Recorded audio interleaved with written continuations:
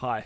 How's everyone doing today? Welcome back to the Nerd Lounge. At the start of every year, people do this thing called New Year's resolutions. I don't normally do this. However, every year I set myself a challenge to read 12 books per year. Books as in novels, not as in manga. I read a lot more manga than that. I kind of failed last year. I only read around 6 books. I was very busy, but this year I'm bringing it back. I'm going to read 12 novels in 12 months. But to do that, I needed some new books. So I went on a bit of a fantasy book haul. We're going to have a look at what I bought today. But first, I wore this shirt last episode, so I need to change it. I bought this awesome new sweatshirt from Ramu Clothing. The link will be in the description. I'm not sponsored, but he makes really awesome clothes and I just wanted to showcase it. Let's put this on. Oh, I hope that transition worked.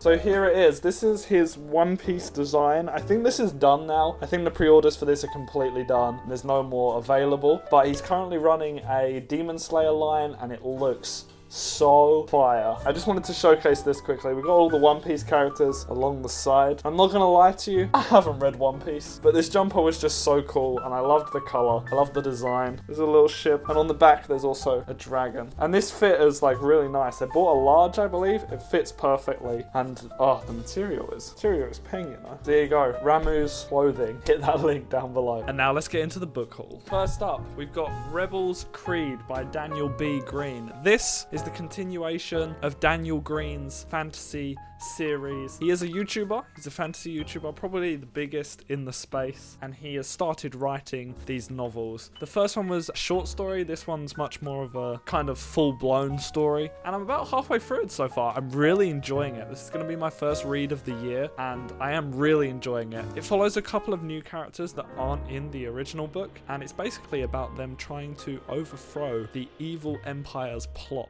to, I guess, control people, take down the nobility, and it's really fucking awesome. Rage of Dragons by Evan Winter. This is a book that I know absolutely nothing about. It's literally been bought off the recommendation of basically every single fantasy booktuber out there. It's apparently really, really good, and I assume it's about dragons and war and fantasy stuff. The cover looks super dope. It's got kind of this Greek-esque mythology on it with some dragons, some swords, shields. The weapons are very Roman, so I'm kind of hoping it is sort of this like Roman Saxonish vibe. That'll be super dope because that's a really cool time period to be focusing on. Let's quickly read the blurb. A world caught in eternal war. One young man will become his people's only hope for survival. So we got Chosen One. We got these medieval Roman vibes, and it's Game of Thrones meets Gladiator. Sounds freaking awesome. Coraline by Neil Gaiman. Now, I'm sure a lot of people have actually heard of this. Probably not from the book, but from the movie that is based on this book. I didn't actually know this was written by Neil Gaiman until I found this on the website where I bought these books from. And I thought, oh, well, I'm definitely going to pick it up because I love Neil Gaiman and I love Coraline the film. And this is basically the same thing, but in book form. Let's read the blurb. There is something strange about Coraline's new home. It's not the mist or the cat that always seems to be watching her, nor the signs of danger that Miss Spink and Miss Forcible, her new neighbours, read in the tea leaves. It's the other house, one behind the old door in the drawing room. Another mother and father with black button eyes and papery skin are waiting for Coraline to join them, and they want her to stay with them forever. She knows that if she ventures through that door, she may never come back. I'm pretty sure most people know what Coraline is, and I'm just really excited to read this. And it's also got drawings in it, and as you can see, I like books with drawings. The Dragon Republic. Now this is book 2 of a series that I haven't started yet, but once again comes highly recommended. The first one is called The Poppy War, and it's basically a fantasy series that's much more focused on like gritty battles as far as I'm aware. I'm not going to read the blurb on this one because I don't want to spoil anything for the first book, but this was super cheap and I thought I was just going to grab it because I'm probably going to like it, and when I read the first one I'm just going to want the second one anyway. So there we go, Dragon Republic by R.F. Kuang. I've definitely butchered that name and I'm super sorry. Good book. Kings of the Wild and Bloody Rose. If you know me, you will know that I love Vikings.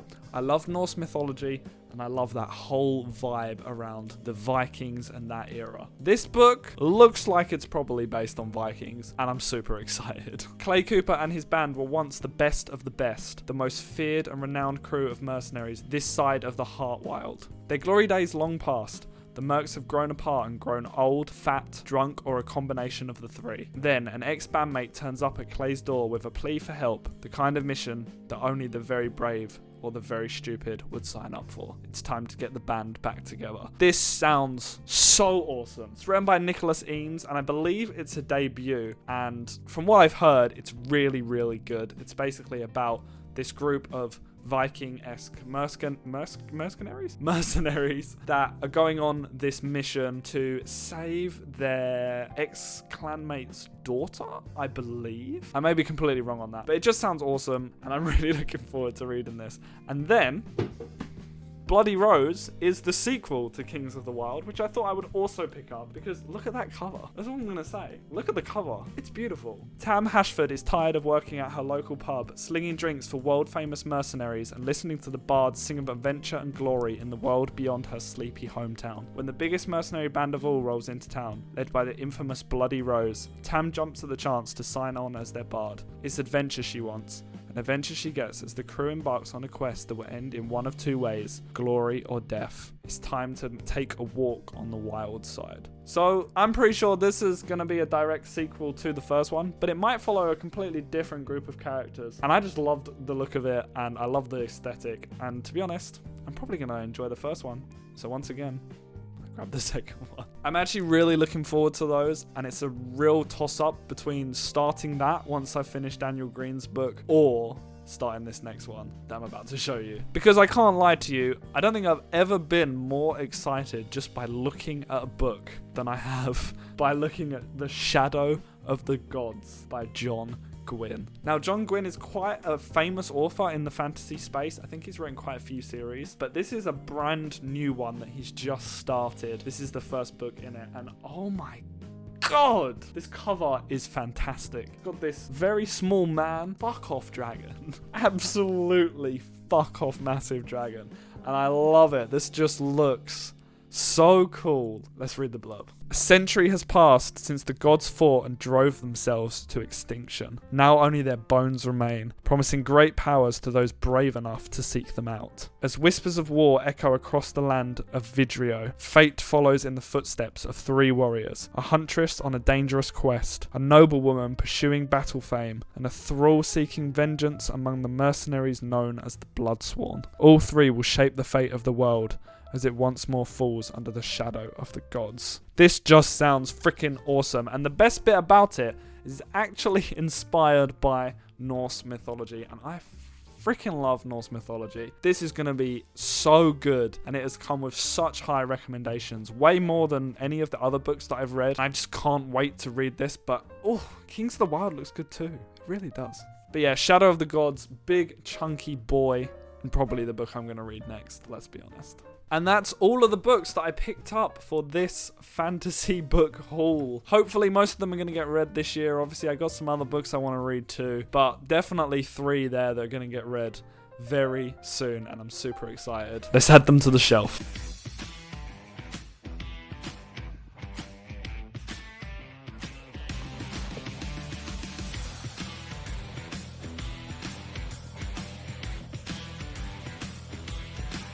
So as always, I have to pose a question to you guys to end the video off. What fantasy books have you been reading, and what have you picked up recently? And do you have any recommendations for stuff that I should definitely read this year? Doesn't have to be fantasy. I'm just kind of in a fantasy binge at the moment. It can be anything. Just shoot your recommendations down below in the comments. If you've enjoyed this video, please be sure to like, subscribe, and hit that notification bell to get alerts for every time that I upload. It'll be much appreciated. All the socials are down below. Go check out Ramu Clothing. Thank you for watching, and I'll see you guys in the next one. Bye bye.